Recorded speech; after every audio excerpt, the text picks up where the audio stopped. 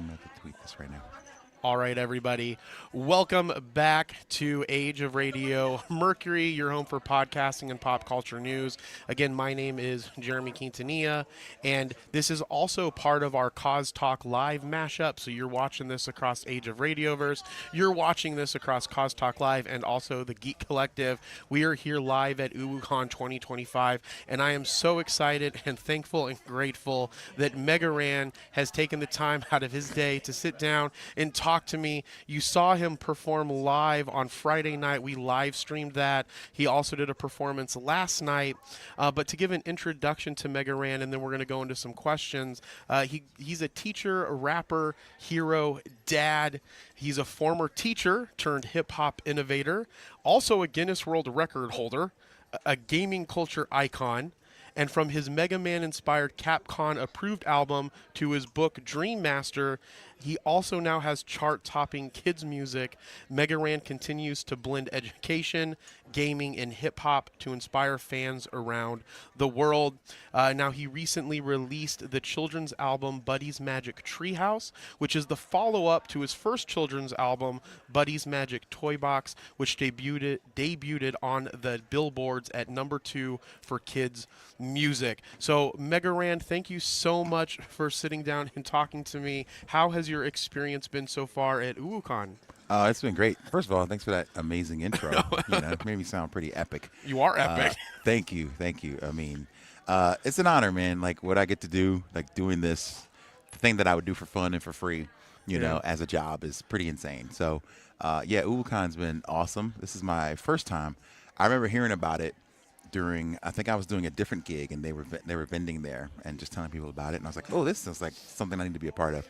And now, fast forward, I'm here, and they won't be able to get rid of me now. Like, I'll be back for as many of these as they'll have me for, because this is awesome. Yeah, have you had a chance to walk around some of the convention? I know you've mainly been performing when you're here, so have you had pretty time to much. see it and be a part of it or go to any of the panels or anything? Yeah, yesterday I did. I walked around. I saw the cosplay, a little bit of the cosplay contest, a little bit of different panels going on. I missed the big panel. I was really sad. The Cowboy Bebop. Oh, the one. Cowboy Bebop one. I wanted to see that so bad. Yeah. Just like that's a show that like made me who I am almost. Yeah. But I did get a chance to see Steve Bloom and Bo Billingsley just walking Nice. around, and they were very nice. So that was cool. And so, but yeah, like just seeing all the cool cosplay and the events happening, it's a bigger con than you think it is. Yeah. Yeah. Yeah. And also, we are gracious and blessed to have your son next to us as well. Yeah, So- he's just off screen, but you can certainly hear him. Yeah, you can certainly hear him, and that's perfectly okay. That's yeah, awesome because I actually want to talk a little bit about him and your kids' albums for Yeah. this interview. Okay. But before we get into that, I would be interested. So tell me about this story. So you have been doing hip hop for, I think when I was listening to you on Friday, for at least almost 20 years now, probably Almost, even man. longer than that. I mean, just for fun, Yeah. like just lunchroom rapping, freestyling, then going into recording my first songs and making beats and things. It's been about a 20-year journey. Yeah. Yeah. The 20-year overnight success story. I tell Yeah, people. right. Yeah, and that overnight success story, that's real. People see it and they think that it just happens, and you're like, no, I've been doing this for 30 years or whatever the case Yeah. is. No one sees the behind the scenes Yeah. stuff, and it's like, and even now, like what I do, people say it looks so easy, it looks so fun, but it's always, I liken it to like a duck on Right. the water, where it's like I'm floating so effortlessly, but underneath I'm pedaling real fast. Yeah. I'm moving those feet because as an independent artist, you are the promotions, you're Right. the producer, you're the advertiser, you're the performer, you're the, like, you have to do everything. Yeah. And so this weekend, even, with a local convention that I live close by to, like, I still have to do everything. And set up, Yeah. I'm a merch guy. I'm the, Right, yeah, everything. absolutely. So, you wear a lot of hats in this independent struggle, but like, I love it because I'd rather do this than anything else. So that's Yeah. where the bottom line is. And so with that, you started off, because the music that you're doing now, obviously children's music, but like some of the main albums that you've had over the years has been nerdcore, which is like geek culture type of stuff that's in the raps themselves. But were you doing other type of hip hop before that? And how did it get into being like the nerdcore or the geek culture? Yeah, I think, anybody that starts off rapping, you just kind of you begin with what I used to call me raps. You're just talking about yourself. Hey, Yeah. I'm so Oh, cool and I'm that's a good so point. hip, you know. Yeah. And then later you move into like, oh, I'm going to talk about a story or a thing that inspires me. And then later I'm going to talk about another thing. Yeah. And then so And that's perfectly okay. and then you're interrupted by your kids. No, but yeah, it just evolved. I wrote one song about Mega Man, and I played that last night. I was Yep. really cool to do that. Was amazing too. And then people were like, "Hey, I think this is nerdcore," and I was like, "Wait, what is that?" And then I Yeah. started looking it up, and there's this guy named MC Frontalot who started a subgenre called nerdcore, where it's like rap for the kids who aren't the coolest kids in the room, Right. you know. Yeah. And so making something that was relatable to me. I was never the coolest kid, so so then I started kind of swaying my music in that direction, but still using some of the hip hop sensibilities that I'd grown up, you know, loving. Right. And yeah, I just found the home within that community of nerdcore artists. Yeah. And then since then, nerdcore has kind of blown up and risen, you know, with YouTube and things like that. There's guys who rap about Pokemon and, you know, do amazingly huge numbers, you know. And so yeah, just finding my path within that world has been a real fun journey. And so yeah, it's just the evolution. Like the music's always been clean, it's always been fun, it's always been about positivity and lifting yourself up. But now it's within the, you know, scope of children's. Right. You know? And that's the one thing that I did enjoy about your music, not only with the children's focused albums, but all of your music. It seems very uplifting and positive. I try to say there. I started to say positive because like I didn't have a lot of that growing up, you know. Yeah, and so with you recently became a father, okay? And when I was reading a little bit online, it kind of put that when you guys decided to have a child, you mentioned this the other night too, that it was inevitable that you started making children's music because you were going through the things that were going on with you becoming a father. Oh yeah, because it's like now I want to play some of the kids' tunes, and when I play them, I'm like, well, I don't hear anything about like how to be a good friend or eating your fruit or things like that. Right. So I started trying to create the music that I couldn't find. Right. You know, that's really what it turned into. It's like, let me make the songs that I can't find on the internet and do them for him or for any other kid who might benefit from that. Yeah, so some of the songs that are on Buddy's Magic Treehouse is things like "Brush Them Teeth," which it seems like it's geared towards having kids brush their teeth. But did you do? So my question is, with that, did you do that so you could play it for your son? Was it kind of like a mixture of things that you were trying to do for your son, or also things that you just saw that were missing in kids' music in general? A lot of it was for him. Like he didn't like brushing his teeth. Right. So and I was still like, have a problem brushing. well, can I play the song? You know, and then when I play the song, he's like, okay, and then he gets a little more into it. So that helped me at home, and that was my main goal. Was like, let me make something that will help make things a little easier in the house. Right. You know, and that's really what I was thinking about. You know, and then other parents would tell me, oh, I play this for my kid when they brush their teeth. I play, you know. And that's what I was going to ask. So other parents are listening to that, and then they're playing it for their kids as well. Yeah, that's really what I've discovered, even through nerdcore. Like, I just wrote songs about being the nerdy kid who grew up in a world that wasn't welcoming to that. Yep. And then trying to find my way in it. And then I put it out in the world, and then people would contact me and say, dude, that was me. Yeah. I was that same kid who loved video games, comic book, anime, but I had to hide it, you know, for fear of, you know,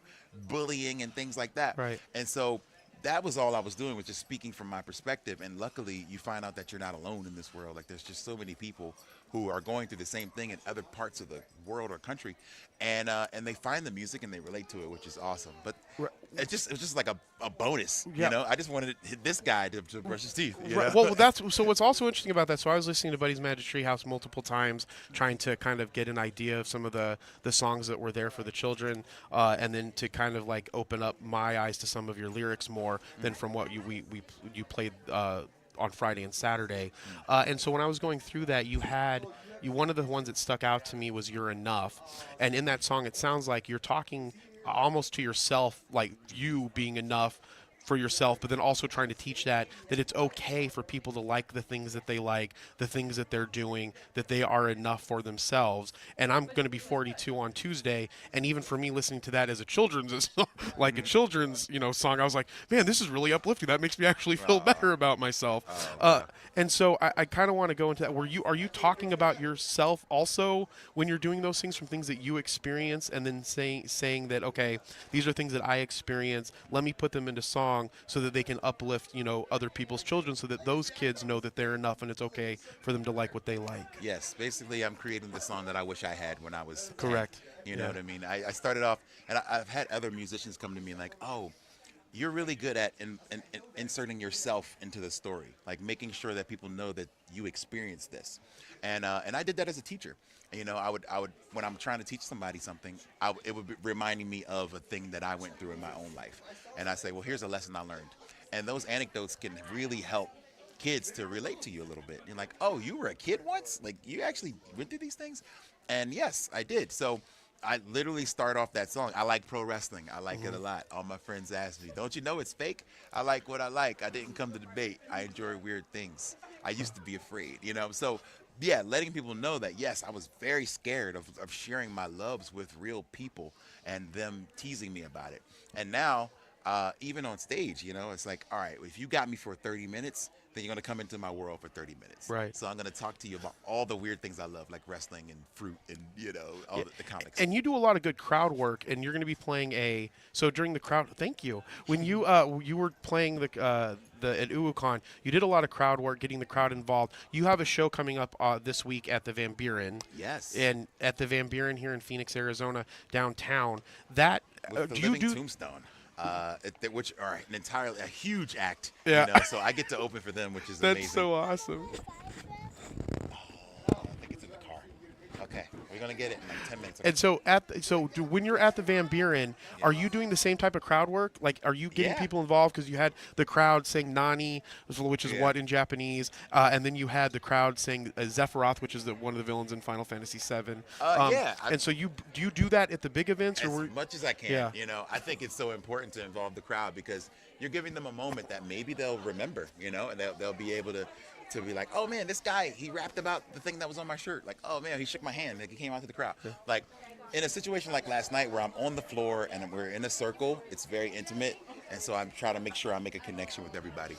So that's going to be a bigger show on a bigger stage. So, I'll do whatever I can to make a connection. So if it means coming down into the crowd, like if I'm able to do it, I have to talk to the staff first usually before I do stuff like that. But there's always a moment where I come into the crowd, we make a circle, and we get to know each other, So that's just something that I enjoy to do because I think it's important to get to know people. Oh, and it's in the car. It's too far away. We're going to get it though. Don't worry. Okay. All right. It's Press some Paw Patrol. Awesome. I'll just get a few more questions. We'll do one or two more questions. Okay, so We're going to go get it. Zion, I'm going to get your dad out of here in 1 second. So the last one, the two things that I want to just mention, you have a song called Library. Is it The Library John? That's Library a John. Philadelphia term, the Okay, John. I was curious about that. What is that term? A John means literally anything. So it's like the thing about the library. Got it. So it's like, oh, let's do my library John. Yeah. But in Philadelphia, it's like it can be a person, place, or thing. It's like, oh, pass me the John, and you'll know because of the context of what it is. Man, I'm thirsty. Can you go get me a John? So okay. it's like it's just one of those weird Philly things that I'm trying to make it a worldwide slang. Well, now that I know what it is, I'll try it out. Try to work it into something. So were you a library kid growing up? Because it seemed like one of the things that I enjoyed about that, a lot of people don't realize, besides the books, there's all kinds of resources that are available at libraries, whether it's the internet for people that don't have access to the internet, CDs, physical media, things of that nature. Were you a library kid growing up? Yes, I didn't have a computer, so I was in there every day on the internet. Older, when I grew up, I was in there applying for jobs. Right. You know what I mean? Between that time, I would go in there to find information, encyclopedias. I was constantly in the library, man. Like, I had a library card from when I was single digits, so that's always been a part of me. Reading, my mom says I was reading by 2. Wow. Like, she says I've been a reader my whole life, and I just always enjoyed reading. So she had to constantly get me new books. And if you couldn't afford buying them, you go to the free library. And then later on, they had CDs, they had DVDs, then they even have video games now. Yeah, they have everything back. So like it's just such a beautiful place, and I want it to continue to grow and thrive by people realizing that all these resources are like right there, you know, Yeah. like it's, and so that's where the library Yeah, John came and from. one of the things that I loved the lyrics that you had in that is if you're in Phoenix, you can go in there to escape the heat because it gets hot here. It's true. Yeah, and it's very true. It's true, man. Like if nothing else, you can just go in there and cool off, you know. So the last question that I have for you, and I thank you so much because I know that you need to get on with your day, so I appreciate it. You have a song about people when people go. Is that what it's called? It's entitled? Why do people go? Why do people go? With Kimya Dawson is on that chorus, and it's, man, one of the hardest songs I had to write. And we had some friends on there joining me. Basically, I started writing it about like when friends move away. Like every kid goes through a point of loss. Right. Where, man, one of my best friends from kindergarten, Keith, I've never seen him since then, and I still think about Keith. You know what I mean? Like he was such a cool friend, and so friends will move away. People will die, like, you know, grandparents, things like that. So it's important to have a song to talk about that, and that's something I couldn't find it in children's music. Where do you find that song about loss? And I had some kids on it singing. They're the children of another great children's group called Strawberry Yaps. And they asked me. I want my fun. Okay, we're gonna get fire engine. You gotta wait, okay? This is the last one. Last question. It's a big one. It's important. And so I wanted to have the kids sing on there, and so they did. But their parents asked me, so what's the resolution? Like, how do I have this conversation with my kids now? And I'm like, ooh, I didn't think about that, you know. But I was like, well, just explain to them that people will go, people will leave their lives, but their memories will never go. So therefore, they're never gone. That's beautiful. You know what I mean? And so it gets me emotional even thinking about it now. Like there's times where there's so many people that I've lost in my life, but we have so many good times. And so it's like Dr. Seuss said, you know, don't be sad that it's over, be glad that it happened. You know, and those are the memories I try to keep with me. And those people are never gone. That's awesome. Well, yes, Megaran, I really, really appreciate your time. Of course. I know that you're having, I know that you got some stuff to do with your kid today. Yeah, we're going to hang out. You're going to hang out and have a good back time. With Mom and hang out. Yeah, absolutely. And you got to get ready for your show for is it Wednesday? Wednesday. Man, I did 2 straight nights of shows here, so I'm pretty excited. I know. I was was going to say, that's pretty jam-packed. Man, I hope I don't have another. You were like getting ready for your show. I'm like, oh, no, I got another one? That's the first thing I thought. Like, awesome. Oh, no, I got one today? So real quick, so people can get your music on Spotify. Is that the best place to get it? Or Spotify, Bandcamp as well. Okay. Bandcamp's probably the cheapest way, and the most profits come back towards me. Oh, that's a good point, because you don't know this, but Spotify is my nemesis as it relates to podcasting and creators. So so I don't know why I was promoting that. You promoted it. Yeah, that's a good point. I didn't mention it. You did. But yeah, there's a lot to. Like Spotify is like the Walmart of this. 100%. In a lot of everything. Ways. It's the easiest place to go get it, but it's probably going to pay you the least. So, Bandcamp. Bandcamp's a good place to go, and I get a good percentage of that. And you guys can, and I put exclusive songs on Bandcamp first that aren't anywhere else. So, and besides that, what's the best place to find you online? Mega_ran on Instagram. Mega_ran. I'm posting every day on there. And you have Facebook. a podcast also. Very serious about this fire engine. You do have a podcast, right? Wait 1 minute. I do a lot of podcasts. I'm not full time really on any podcast. I do monthly podcasts about wrestling. Oh, nice. Nice. Yeah, that's awesome. I also do almost daily streams on Twitch. So okay, cool. Twitch.tv/Megaran, where I'm playing games, talking wrestling, talking games, talking whatever. Yeah. And Megaran.com, it will give you everything, you know. And I do an X-Men podcast as well called X-Pod. That's awesome. With my buddy Marcos. Perfect. So check that out. All right. Well, thank you so much. I appreciate it. Thank you. We'll be back with our vendor walkthrough of the UwuCon. Again, go follow Megaran everywhere. Listen to the music. Buddy's Magic Treehouse is out now for your kids if you want to listen. I listened to it as an adult, and it spoke to me as well. So listen to it no matter what age you are. And you submitted it to be up for a Grammy. I did submit it. We hear back in November 7th. So fingers are crossed. Yep, fingers Give crossed. Us all the good juju. I was going to say, send out good thoughts to everybody. And we'll be back in a little bit. Again, my name is Jeremy, your host of Age of Radio Mercury, your home for podcasting and pop culture news. And we will be back in a little bit with our vendor walkthrough. As I always say, be thankful, grateful, and kind. And we'll talk with you soon. Bye, guys. I like that. Peace.